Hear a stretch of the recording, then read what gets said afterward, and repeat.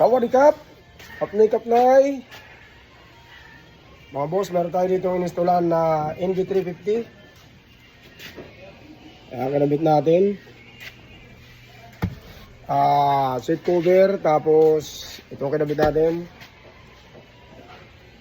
Extended. Pina-extend yung jump seat. Kasing laki ng stock seat at saka nagpantay na sila mga boss.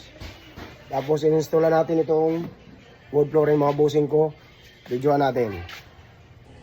Yan mga boss. Yung harap muna. Tapos ito yung libre na neck pillow.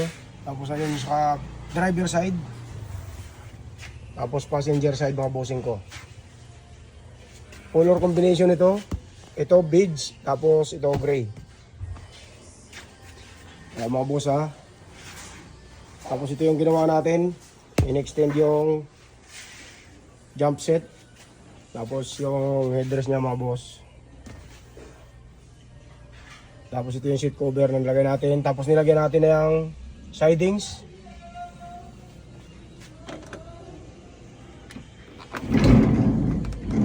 Ayan mga boss.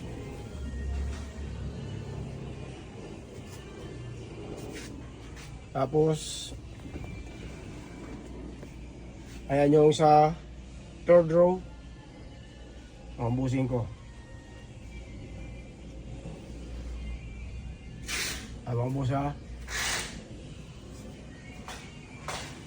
Tapos ito yung wood flooring na kinabit natin mga boss. Kulay gray. Napakatindi niyan mga bossing. Yan, diretso yan doon. Tingnan nyo naman hanggang sa ilalim.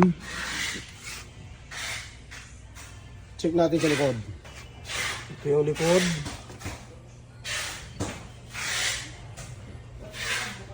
Tapos meron siya ditong aluminum para hindi siya masisira yung wood flooring natin. Ayan mga boss.